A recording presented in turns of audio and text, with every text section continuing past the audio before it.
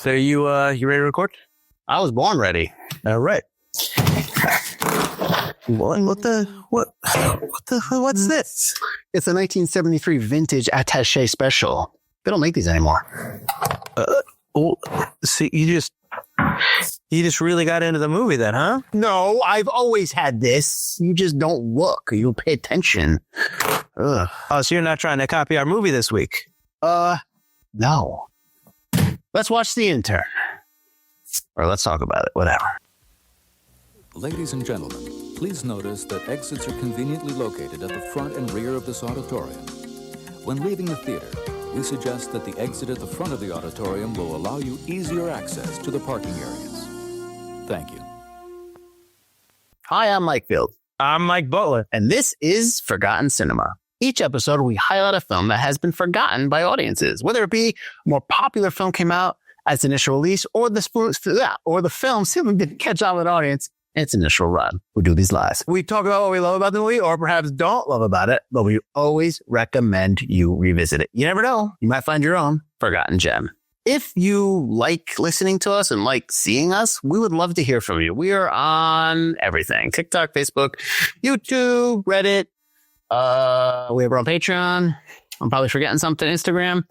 We have a backlog of over 300 episodes for your listening and viewing pleasure. Stumble through it. I don't care. You got there. I don't care anymore. I don't care if we don't get it right anymore. Wow. That's right. This is why I have to hire a new senior intern to make sure that you stay on the straight and narrow. Fine. That's right. Oh, man. Imagine if we had a senior intern. That'd be awesome. Right? I mean, that'd be pretty good. Yeah. So what's going on? Oh, nothing much. As you know, I'm actually in my 70s. I think I am 70. And, I'm a widower, and I've been retired also for a while. And I've just been bouncing around, going to see the world, but coming back home to an empty house, not feeling too fulfilled, like I have a purpose in life. Yep. So I found out there's a senior internship program at a local fashion design studio or manufacturer, and I'm going to apply. I'm going to win the hearts and minds of everyone there, including the CEO or the owner who is looking for a new CEO, but she should really just be the CEO. And I'm going to be their little magical real life fairy godfather, I guess. Yeah. All right, that's right. That's what we are doing with The Intern from 2015. Let's get into the facts, and then we'll get into our discussion. Kind of a different type of movie that we've done before, but I don't mind that. I don't hate it. I don't hate it. So The Intern is a runtime of 121 minutes. It's rated PG-13. Production budget was $35 million. It came out on a Friday, September 25th, 2015.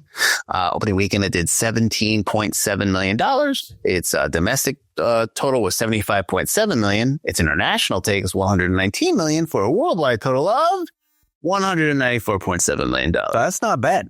Not at all. Well, it's got big names in it. That's true. Production company was Waverly Films, and it was distributed by Warner Brothers. So I said it came out on the 25th of September. Let's go back a week to the 18th, where you had a wide release of Maze Runner, The Scorch Trials, which is the third one?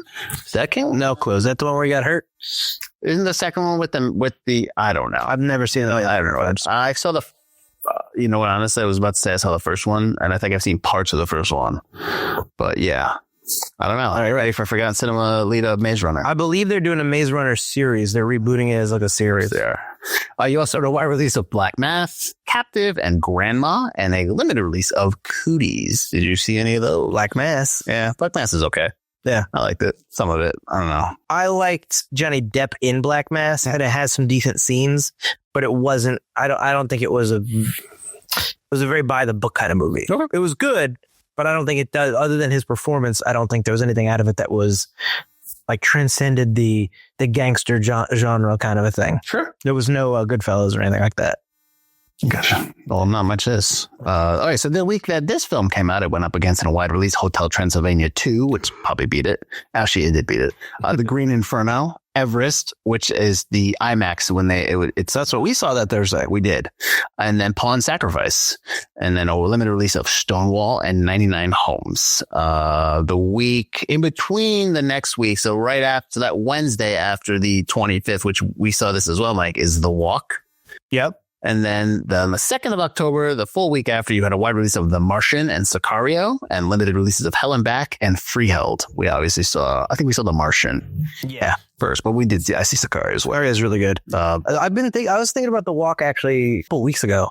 I'm like, did I like The Walk or was it just okay? I remember being long. I think the actual walk itself, and that's obvious. I can't remember the guy's name, but Gordon-Levitt? No. Oh, the guy who actually did the walk. Yeah. Walked between both the trade centers and put a tightrope up there. And this legit happened in the 70s and was doing his tightrope routine with the bar. And he'd walk and he would spin around. He'd lay on the bar and just like, God, like. And he snuck up there. He wasn't supposed to. Right. Obviously. Yeah. The whole crew sets it up. Yeah. That stuff I remember was really good. I think everything else leading up to it was kind of like not a heist, but like a heist. That part was a heist. Like trying to get up there, figuring it out kind of thing. Yeah. But the beginning was really like a biography. Yeah, absolutely. This movie was directed and written by Nancy Meyers. She directed The Parent Trap, Something's Gotta Give, and The Holiday. And the remake of The Parent Trap, not the one with Lindsay Lohan, not the one that was based on with Haley Mills. It was also obviously written. She's been nominated for an Oscar for Private Benjamin for writing, and she also wrote Father of the Bride 1 and 2. I don't know if I think she directed them too. I'm pretty sure. I would think you're right about that. Cinematographer was Stephen Goldblatt, who's been nominated for 2 Oscars, Batman Forever and The Prince of Tides, and he's also done Lethal Weapon. Composer was Theodore Shapiro, who's done The Secret Life of Walter Mitty, Jennifer's Body, and the TV show Severance. He does that, which is really good. It makes sense because they're very piano heavy soundtracks. So yeah. Edited by Robert Layton, who's done A Few Good Men, which he was nominated for an Oscar. He's done Misery and Now You See Me, and then produced by Suzanne Farewell and Nancy Meyers. Farewell that It's Complicated and Dear Zoe, and Meyers has done Home Again and What Women Want. This film, not a huge cast. Our 2 main leads are kind of doing a lot of heavy lifting here. Robert De Niro as Ben Whitaker. He has 9 Oscar nominations, Butler. He has won 2 Oscar awards. What, Godfather Part 2? Correct. Raging Bull. There you go. And Hathaway as Jules. She won an Oscar, which I completely forgot that she won an Oscar for Les Mis. Yep. Forgot that. She also was nominated for Rachel Getting Married, which I think it's a good movie you should watch. And she's obviously in The Dark Knight Rises. Renee Russo as Fiona. She plays Ben's love interest, I guess. She does. The Weapon 3 and 4. She's in Ransom, a movie we just did 2 seasons ago. Yep. Get Shorty and The Thomas Crown Affair, which I'm in. Briefly, at the beginning, you're ordering a hot dog, right? I'm getting a hot dog. I don't even know if I'm in it. I've never really sat down. I thought you said like a camera down, camera comes down, barely see you before it cuts. Yeah. Yeah. Woo! $30 a day back then. We'll be doing a lead up for that before the Michael B. Jordan one. And you bet your ass I'm going to have a clip where I'm just like freeze frame and trying to find. Anders Holm as Matt. He is Jules' husband. He's in the TV show Workaholics and the TV show Monarch Legacy of Monsters. Adam Devine as Jason from Pitch Perfect and TV show Righteous Gemstones, excuse me. And Workaholics. Right. Poor third guy with this dumb hair never gets cast in an hang. Well, I think you know why. He is he becomes Ben's friend. He's like one of the guys. He's at work. At first I thought he was like he works there permanently, but I guess he's also one of the interns. No, I think he is there. He does work there. He heads them, but like he gets grouped in them together. Like interns go, he gets grouped in with them. Right. Okay. Zach Perlman is one of the other interns. Davis, he actually ends up living with Ben for a little bit. He's in Staten Island Summer and Hot Pot. Jason Orley as Lewis. He's also not an intern, but he works there. But there's one. They take a picture at the in the movie. In the beginning, like, oh, interns get together, and like you see the woman one time. Oh, that's it. The other guy behind him, you never see him again. Oh, I know. I did notice that. Yeah. So he must have got fired. Orley has been in. He's actually a director. He's directed the TV show Bubkiss and the movie Big Time Adolescence. Kristen Shearer as Becky. That's the assistant to Jules, who Jason Devine's character, who he likes kind of. She's in Interior Night and Nowhere, Michigan. And Andrew Reynolds, like I probably said that name wrong. Cameron, he's in A Simple Favor and The Prom. He's a big Broadway guy. You would probably see Book of Mormon, tons of other stuff. The Prom is a Netflix show, but it's a musical. So yeah, there you go. So that's the cast. I said names wrong. I apologize. Please don't hurt me. You know what? I don't have a lot of facts. There's not a lot of facts in this film. This is a lot more viewing notes than anything. Right. I know that I recommended this movie. Yeah. So I've never seen that. Exactly. So I don't know how you want me to start, or do you want to start? Oh, you start. Okay. Yeah. So I'll tell you, when I first saw this, when I first watched it, I don't know if I watched it at home or I watched it in the theater, and odds are I probably watched it in the theater. I remember really liking it because it was coming after a time when De Niro was doing a lot of stuff that was like, analyze this, analyze that. The Fokker movies, he was doing a lot of comedies, and usually in those sequels to those comedies, he was like not phoning it in, but it was like a paycheck. Maybe it didn't feel like there was a lot. It felt like the same. It felt like De Niro doing comedy. Yeah. You know what I mean? I felt like him just doing this. I always felt like the sequels, like Meet the Fockers and Analyze that are Analyze that has some good stuff, but I felt like they were very much just like, oh, this made money. Let's do some more. Yeah. Analyze This is funny. It works. I love Analyze This. Yeah. And then Meet the Parents is funny. The subsequent sequels, and I know there's another one coming, are okay. They have moments. They're okay. But yeah. So anyways, when I watched this, the one thing that struck me was that it was really like, wow, it was a really different departure, I thought, for De Niro at the time. Like, it was a reserved character. It was somebody who, it wasn't a comedy in the sense that he was going over the top. He wasn't unrealistic in who he was in the movie. It felt very real. And there were moments in there where, I was just really impressed. I think the biggest takeaway I had from this film was I really was impressed with De Niro in this movie, and I liked the movie. I generally like a lot of Nancy Meyers stuff. I know it's schmaltzy. I know it's like saccharin and that, but I don't think it's without a purpose. I think it's very heartfelt. So I really enjoyed it. And this watch, I was laughing at stuff and I was liking stuff. There are some things we can talk about that I'm happy to go through in terms of like what there's one note I had that I did not have last time, and I'm curious about your opinion on this. But anyways, what did you think of it all? You made me watch The Intern. No, I'm just kidding. So that was my thought originally. Was like, you'll pick The Intern, the movie with Anne Hathaway in it. It's not all about sci-fi and horror here, Butler fashion. I know it's not all about that, but I was just like, all right. So I was kind of glad we were doing it because it is a different kind of movie. But I was like, oh, this gotta be a girly movie. Like, no, like that's okay with that. There's nothing wrong. Like, I know that. But I was like, I don't know if I'm gonna find much in this movie. But this movie is delightful. I love this movie. I had a smile on my face watching the whole movie. There is, I think I'm hoping your note kind of matches mine, which we'll get into the story. Like, sure. That's like my one negative about this movie. I think De Niro is fantastic. I think you're right. It's a departure because it's not a tough guy. Right. He's not a mob boss. He's not a cop. He's not a politician. Mm-hmm. He's Ben Whitaker, and he's understated. The movie is a comedy, mm-hmm. but the situations are funny. Like, the people aren't over the top, mm-hmm. Unrealistic characters. I mean, within the realm of, cinema. Yeah. Like in the music, the lighting, the way the characters are, the storyline, the way it moves, everything it's just a very happy, feel good. Like, I turned it off, went to bed, and I was like, I'm pretty happy I watched this movie. You root for the ending. Yeah, I was a big fan of this movie. Yeah, and we talk about in comedies, we talk about in romantic comedies a lot. Like, you know that there's a formula there, but at the end of the day, if you're not rooting for the ending that you know is going to come, then the movie didn't do its job. Because you even though you know what's going to happen, you want to root for that moment because you want to be engaged with the characters.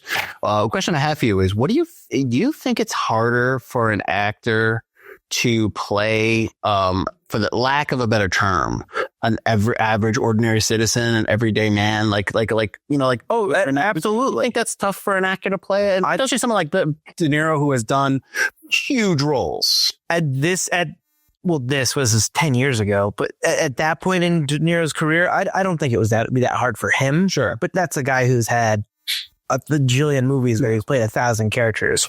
But I think that it'd be really tough for other people to play it, younger people to play it. Mm-hmm. Playing an everyman the way he plays Ben Whitaker is incredibly tough because actors want to act. Yep. They want to emote. Everyone wants that monologue. They equate acting with those big moments. Yeah. So, I mean, even like, but I'm not saying he couldn't do it because, like I said, I think this guy could do everything. Denzel Washington, for example, really kind of some of his scenes, he wants you to pull focus. He wants to be that center of attention, and he should. And I'm sure he's played other people that are way understated. I'm just not thinking of them. But like, and like, not that De Niro has a ton of those roles either, because he plays characters that are super large, like Travis Bickle, like just crazy characters. Corleone. What's up? It was young Vito Corleone. Yeah. Although Vito Corleone was more or less understated. So I'm just saying he's played roles where he's a big presence. Big presence. Yeah. And I just think it's very hard because an actor wants to take these, like when he's watching Singing in the Rain, which we found out was Singing in the Rain off air. Yeah. I was like, I don't know. I knew it was Singing in the Rain. He did. And he's crying because clearly he's remembering a memory with his wife. He's not.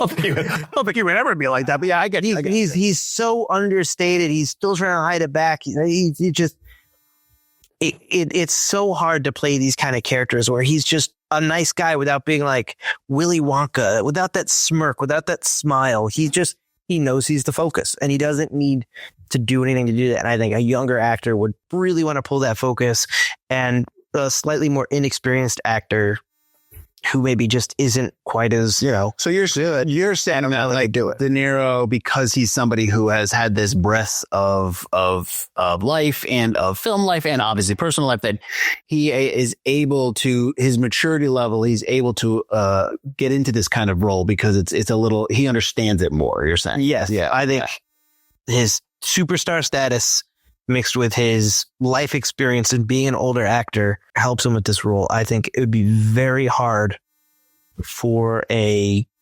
younger to like middle-aged actor doing any of that in the way that he does it, other than he just popped in my head and I can't remember his name. It's a Wonderful Life actor. Jimmy Stewart. I think Jimmy Stewart did a good job of that. The way films from the 50s were acted, obviously 40s and 50s, has a different style acting. But I think he did a good job of playing an everyman that was understated. Well, that's why that's why they refer to Tom Hanks as the modern day Jimmy Stewart. Yeah. And you never saw a man called Otto, right? No. Yeah, you never. You want to see an older actor that you've seen done other things do a film that it's like really pared down. It's that one too. He plays a guy, and I know we're tangenting out. He plays a guy who his wife has died earlier, and he's a curmudgeon. Yeah, he lives in a community where like there's a gated thing and everything, so he like makes sure everyone follows the rules and stuff like that. But he's basically, most of the movie he's devising a way to kill himself, but then he meets this family from across the way because he has no family, and then they kind of intermingle, and there's moments in A Man Called Otto where like I'm just like, like cause he's really good in that. He's really, really good in that movie. So I would recommend that if we're talking about. Do you think he could play Ben Whitaker? I don't think he's old enough to play Ben Whitaker. Like, that's the thing. I think you need somebody he's old enough now. Oh, sure. Nah, but why are you going to remake this? Well, I'm just saying, like, a Ben Whitaker type character. Sure, yeah. But that's why one of the reasons why I love the movie The Family Stone, which we've talked about before, for a variety of reasons. One of the reasons is I love seeing Greg T. Nelson as the father in the family. Because he's played his career is huge, but he is playing like dad, granddad, of the patriarch of this family who they're losing their matriarch, and he has to struggle with that. And he is so good in that movie. So like, I've always wished that like Harrison Ford, like that's why I love Shrinking so much, because he's playing somebody who's like, he's actually just boiling it down to he's playing a smaller role in a show. Show is not about him. And he is so good in that show. So I think like these older actors, as they get older, as we all get older, like give them these type of roles where they can just shine by not shining or being overtly whatever. It's really refreshing, and it's just great to see because you're really seeing great acting. Yeah. Now let's talk about Anne Hathaway.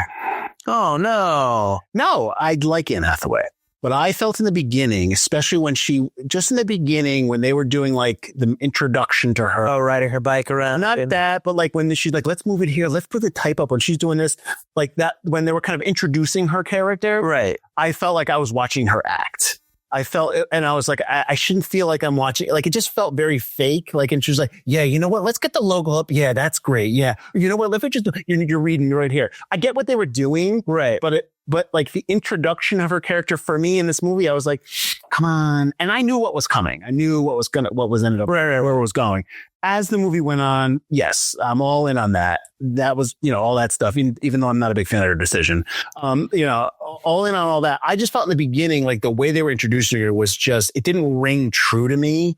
And whether hey, can we do another take of that? I don't know. Maybe that's just me. I don't know. I felt like she was just always on. Like you're never really her. So she was always had that corporate, like, hey, we're a synergy kind of. Well, the focus, we're not corporate. We're all the. Yeah. So like, that wasn't supposed to be her. That was her just like on all the time. The bike is dumb. The bicycle thing is dumb. The bike thing would be less dumb if it was huge. If the warehouse was big. If it was big. It's a really small warehouse. I thought the same thing. Is she rides that thing everywhere. How does she get up to speed to even go slow? Yeah, it's dumb.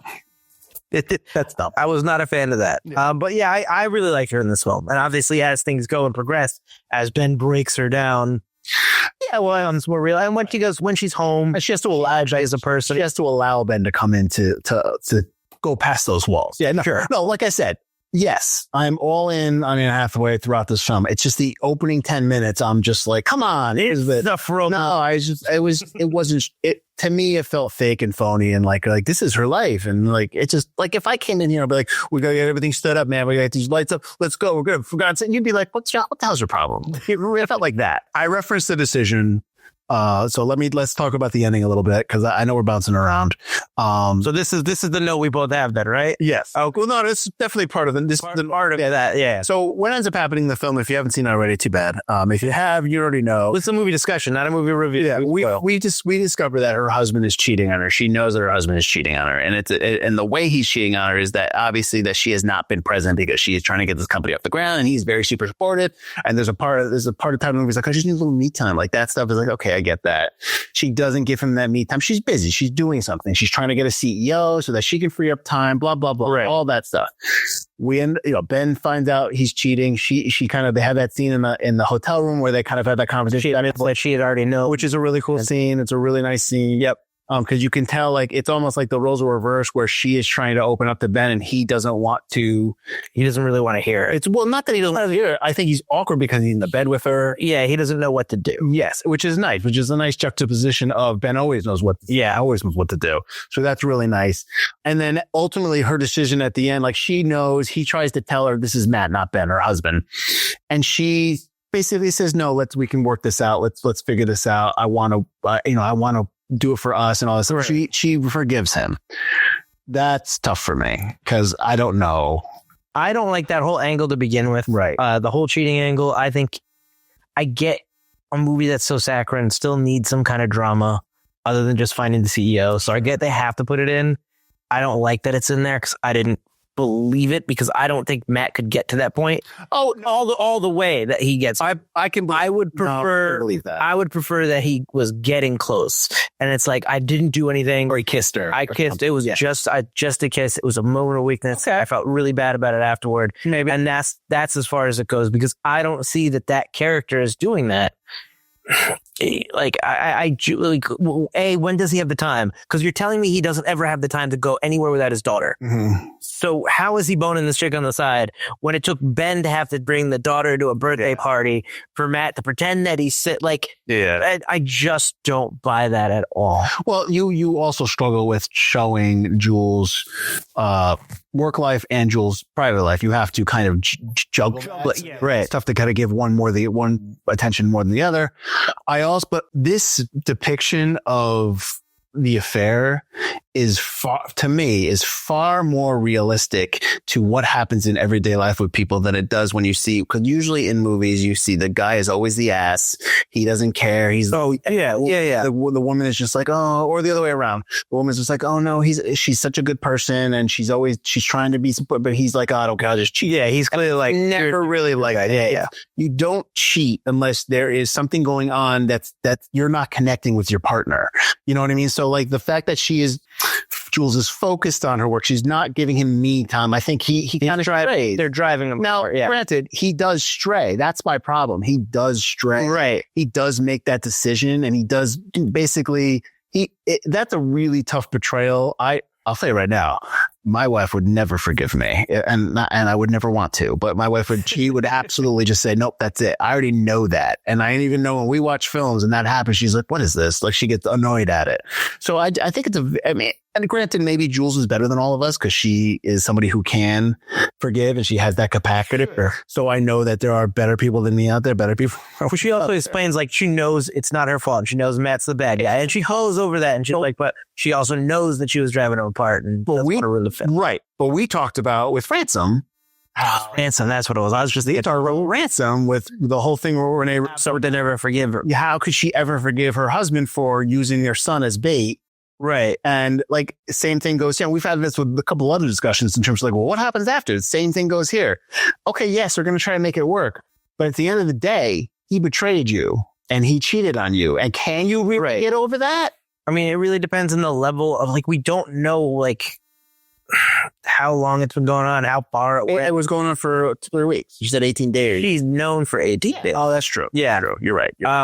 Because we even at the end of the movie, you don't know how long that 6-week internship, how long we've been with. Right. But we talk about it at the end of Indecent Proposal. We talk about how asking for permission from Robert Redford steals her power. And I did not think that when I watched Indecent Proposal. I 100% think that in this film. Okay. She's trying to get everything. She's trying to be CEO. And at the end of the movie, Matt has to be the one to close the blinds and say, you should stay CEO. You should stay CEO. No. She closed the blinds and goes, I'm staying CEO. He totally steals her power at the end, I think. That's true. By saying that. Because he says, I don't want you to give up. I don't want you to. I don't want to give up your But that's way before they talk about the infidelity, though. That's just kind of like, he's like. Yeah, he says that and he's like, I had something to tell you. Yes. But he closed the blinds and he says, yeah, do it. It's like she's already decided, but she just didn't say it out loud yet. And then he's got to be the one to say it out loud. It's her moment. You're right. He takes her moment. That's my biggest complaint about that. She can forgive him or whatever, but she needs to have the power, and he steals that power from her. And I think that decision, and I think the decision that we're talking about where she forgives him for the infidelity, I think honestly that's the great thing about movies is that those two decisions are really how you feel about that is who you are in that seat in the audience when you're watching the movie. You know, oh, for sure. Yeah. It's not telling you how you should feel. The movie is telling you this is what happened to these characters. How do you feel? How do you feel about that? And the fact that we're talking about it, the fact that when people walk out of the film, they're talking about that, that's where the movie wins because it's presenting you a story and you don't have to agree with it, but the story's still well done. And you get that moment where like, I like that Ben just says, basically leave him. Yeah. Like there's no coming back from it. You want my opinion. There's no coming back for it. And she goes with her idea, which I think is interesting because in most of the movies it'd be like, oh, the sage, the wise old man has told me what to do. And I'm going to go with his idea then. Yeah. And it didn't. And I actually really like that. It's not just all Ben's way or the highway. At the end, it's like she makes that decision to try to fix it, regardless of whether or not it would work out or if it was a good idea or not. Yeah. She does her own thing, which I like that. 2940. Nice. So I like that. I also like that like Ben's storyline, his widower storyline, it doesn't overshadow the present movie. Like yes, that storyline is Ben's background and where he's coming from. But this story is now in the present, and this, you know what I mean? 7-year-old Ben and his life now. It's not about his life back then. So he doesn't have some kind of like he does kind of talk about a little bit in the hotel room about his wife, but that's it. Yeah. You know what I mean? You don't get pictures of his wife. You don't get memory. You don't get flashbacks to his wife. You don't get any of that stuff. That stuff is just strictly the descriptor for Ben. And then what he does with it in the movie, we're in Ben's life now, which I like that. I think that works really well. Yeah. I can tell you who I am in 10 seconds. Where? Yes. He's the book manager. But it was 13 seconds. I agree with that. That it's just, this is who I am. I'm a widower. I need something to do. This is the movie. Yes. It's not a sob story about his past life, which we don't know anything about. Right. This is what it is. I'm a widower. That's why I'm alone. And now I need something to do. Yeah. And you can't, and honestly, in real life, you can't live your life in the past like that, because then you will just not do anything, and Right. Yeah. You'll consistently be depressed about like what's gone and what has come. But like the real life is about moving forward. Right. Yeah. Life is about celebrating what you had and then moving on and start living in the present and all that stuff. I mean, we'll try to take that to heart when we get older, as we get older. I'm never getting older. We just talk about cybernetic implants and pieces, man. I would love that. Would you have liked this film if it was Tina Fey and Michael Caine? Yeah, it would have been a different movie. Yes, but yes, it would have been a different movie. Yeah. Michael Caine would have played it sadder. How do you know that? You don't know that. I don't know that. I was trying to picture the movie in my head. Tina Fey would have just played. She would have had a lot more comedy. Yeah. It would have been a lot more. I don't know if she would have played it as Anne Hathaway. No, she would have played it like hectic Liz Lemon from 30 Rock, which is fine. And I did just. I have one more episode to go of my 30 Rock rewatch. It was my final episode. Yeah. They just canceled 30 Rock on the show right now. Oh, right. Well, yeah. I've already rewatched that, so we're good. This is Tarantino's favorite film of 2015, if that means anything. That's cool. So there's a Japanese TV remake called Building the Unicorn, if you're interested in watching that. And there's an upcoming Korean adaptation on its way. So if you're interested in what the Asian cinema is going to be doing with this story. I would kind of actually be like, Japan with their work culture is way different than ours. Yeah, you think it'd be a little different? I think it'd be a little different. Okay. You know what I was expecting in this film was, it's the ending is great, but like we say, like what's now? The investors don't want her to be CEO. They wanted her to hire somebody else. Well, we never see the investors, and we never get that. We only get the investors from her friend Cameron. Like that's the only, right. He represents the other forces that are pushing. But like, no, I'm going to be CEO. Yeah. All right. Well, then you have no more funding. Like I really thought what would happen is Ben would ingratiate himself with Jules, and Ben would become the CEO that she could say she hired, but he just basically stays on as the intern. But when somebody asks, it's like he's there and he's the CEO. Mm-hmm. So he's there as a name to have her continue, so that realistically the investors don't push her out or hire their own CEO. Because the way I see it going is the investors go, what? Well, are they the investor? Are they on, is there a board? So are they on the board? He just says investors. He does not say there's a board. Well, I mean, investors, that's simply going to be a conversation with Jules and them. And she's going to be like, give me 6 months. If you're not getting your money, if you're not getting, give me back. Give me, then we'll talk, but like, give me a shot. This is my company. This is what I'm going to do. I think that's just a conversation. That's just a meeting. That's just a PowerPoint presentation at that point.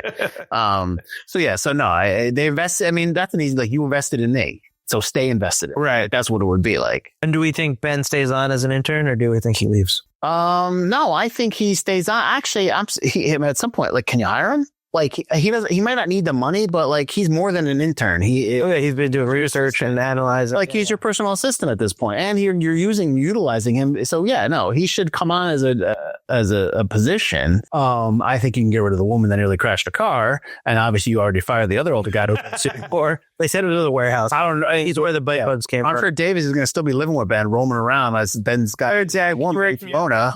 Yeah. I mean, it would be like, I don't want to see the intern too, but it would be interesting to see like where they're at from there. I'm very surprised that we have not, I don't know if this is never caught on, or maybe it did back in the day, but didn't. Like, why don't we have ever like book sequels? Like, why don't we ever have why isn't somebody just be like, I want to write a sequel to The Intern so we can see where all these characters go? It's just a book, just a simple. They used to do that in the 90s. Yeah, I know. Like, what happened? Like, why can't we do this? I used to love those kind of books. Yeah. I thought those were really cool. So a couple of things in the movie. When Jules drops off her daughter to school, and the women are like, hey, we're having being all bitchy about the guacamole. You're in guacamole for 18. Guacamole for 18? I'm sorry, that's like 30 avocados. No, like who's doing that? You can just buy it at the store. I know, really, get out of here. Guacamole for 18. I was like, F you. My question was, what second or third graders, or even less, are have an avocado or eating guacamole? Kids aren't eating guacamole. We're West Side white people, but that's why they're. But is it for the parents or is it for the kids? We have guacamole for everyone. I don't know. People like we're not hanging out. Okay, don't hang out with parents of children, so we're good. You hear that? If you have children, my kid does a one. I don't. agree with the philosophy of if our kids are friends, that means the parents need to be friendly. Yes. If you had a son and our sons were friends together, right? Right. And we became friends because of that, because we have similar interests. Great.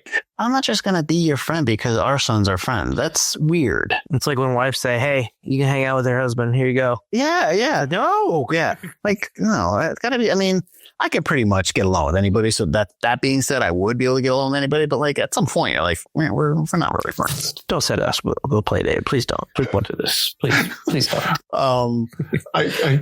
This is off topic, but I the other day I said something about you, and I said, I can't remember what it was. Because we went out last night with our former boss. Oh, yeah. And I said, I'm going out with friends. Who for friends? And I said, Regina and Butler. And Butler's your friend? I go, I've done a podcast with him for 6 years. I'm pretty sure he's my friend. If I've done that, I wouldn't have him in my house if he wasn't. Who said that? Veronica.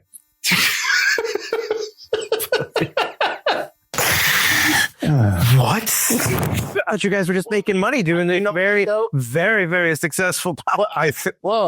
But you know why too? I think it's also the shorts, because in the shorts we're like adding. Yeah. The shorts are an exaggeration of things. So people brought up. All right, let me get you some reviews. Just two. Richard Roper, the Chicago Sun-Times, says, quote, a while since you did a Roper review. Well, it's usually whatever pops up, but yeah. With some genuinely insightful dialogue, number of truly funny bits of physical business, and small scenes allowing us to get to know and like a half dozen supporting players.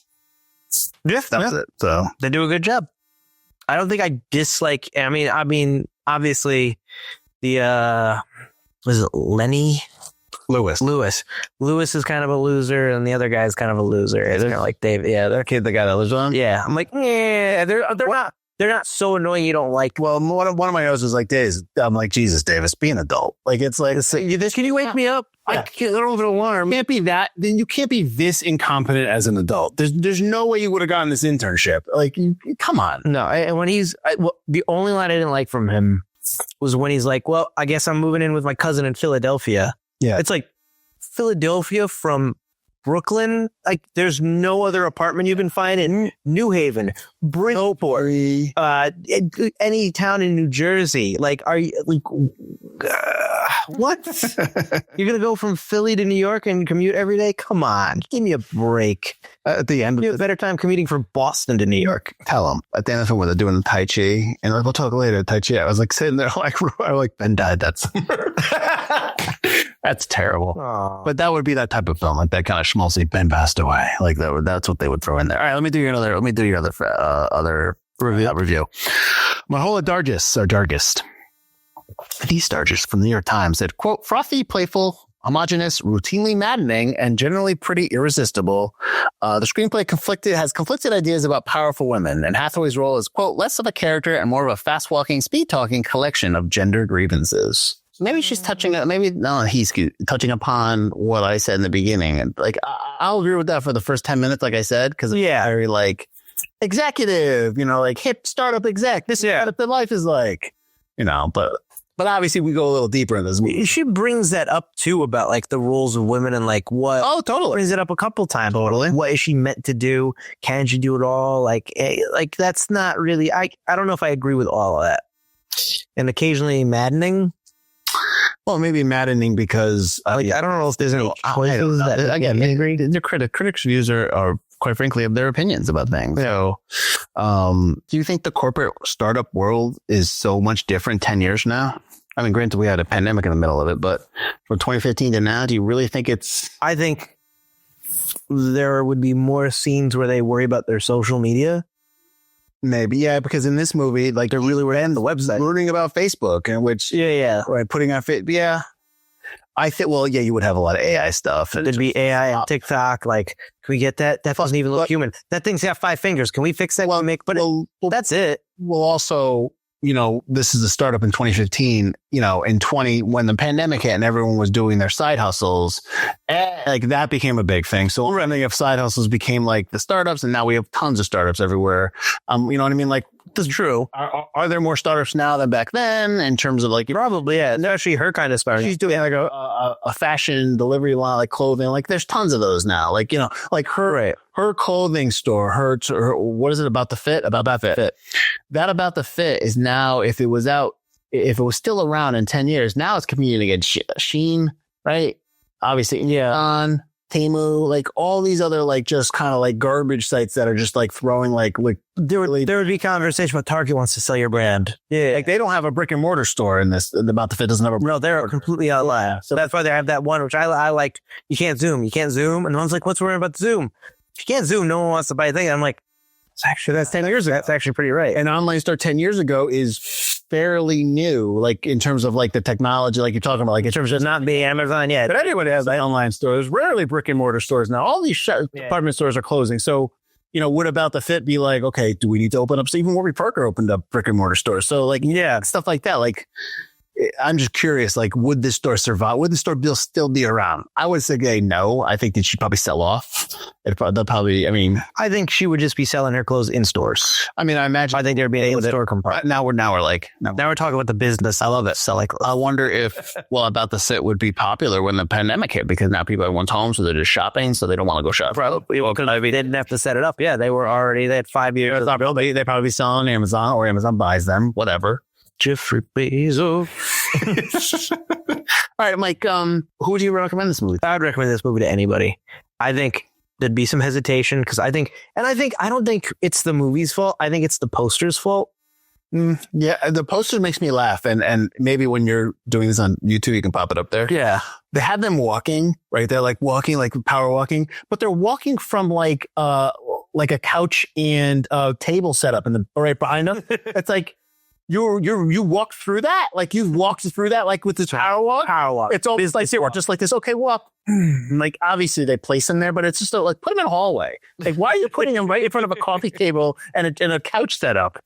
Anyways, go. I think it gave me really big like Devil's Wears Prada vibes. I've also been told it's a good movie, but you also ever seen that? No, because it strikes me as something like, quote unquote, back then. I would watch it now, but like it strikes me as something girly. I think she had watched it before. Oh, that's a really good film. I've heard.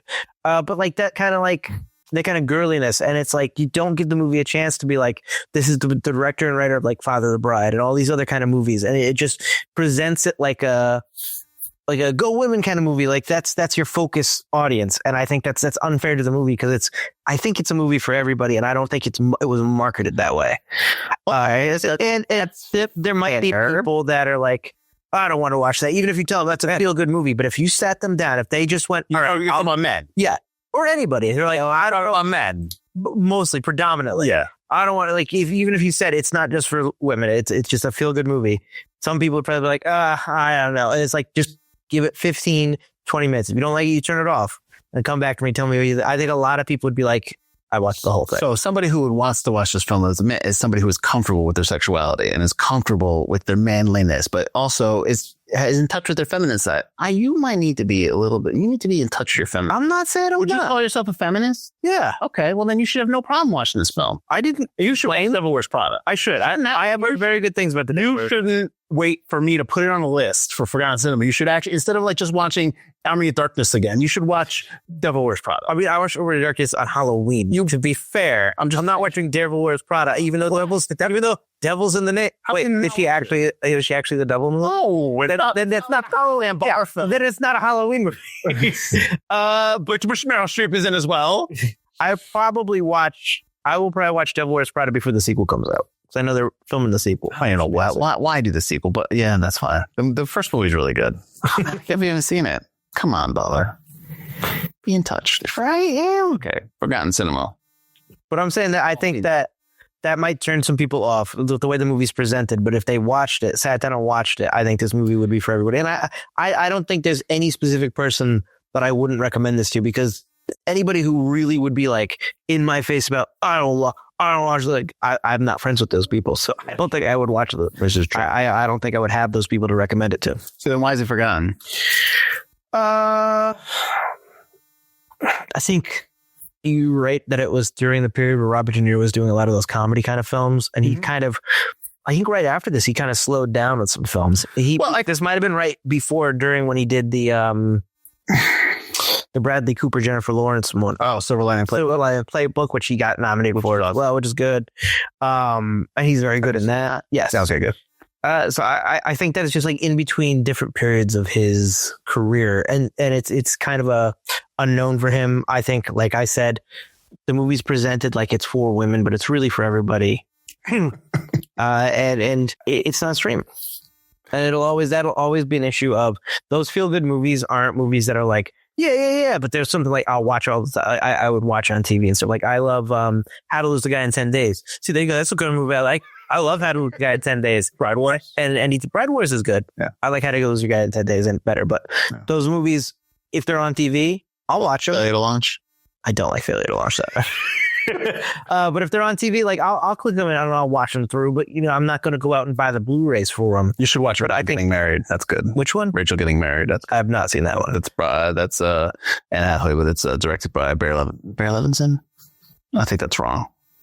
Maybe that's right. They'll play in the comments and Ambassador. No, I would say that this film also is 2015. So, 5 years from now, obviously the pandemic hits. I think that affected not just new movies, but I think that affected the ripple effect, regular kind of like revisiting effect, or this film would be here. And I think a lot of films just get lost because you're so like, where are we going to get these movies out? We can't, and you don't remember what movies you had, but also it did a lot of money. It did business. So if it's forgotten for anybody, it's probably for people that wouldn't watch this film, and they should kind of go back and check what you missed. True.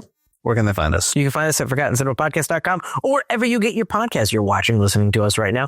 Rate, subscribe. All that stuff really does help the podcast. If we can get some more subscribers, that would be awesome. You could do more stuff with YouTube, the more subscribers you get, apparently. Let us a comment. What did you think of this movie? Or am I off base with my intern take on why it was forgotten, or who I'd recommend it to? Do I need to watch Devil Wears Prada and Rachel Getting Married? Let me know in the comments down below. And if you like Forgotten Cinema, we have so much content for you. We have now showings. We have lead ups. We have look backs. If you're a Patreon member, join our Patreon. You get merch discounts as well, because we also have a merch store. We've got so much stuff going on in September, October, November. Content coming out my eye holes. It's a lot of stuff. So go check us out. And that's what I got. And join us next week as we're going to go to 2005. We're watching the John Singleton film Four Brothers, 20 years old. That's with Mark Wahlberg, Tyrese Gibson, Andre 3000, and Garrett Hudlin. So awesome. I can't believe I remembered all that. That is next week. I know, right? Until then, everybody, thanks for watching. Thanks for listening. I'm Mike Fields. I'm Mike Butler. And this has been Forgotten Cinema. And remember, if you have a house masseuse in your job, call HR. That's not that far clear.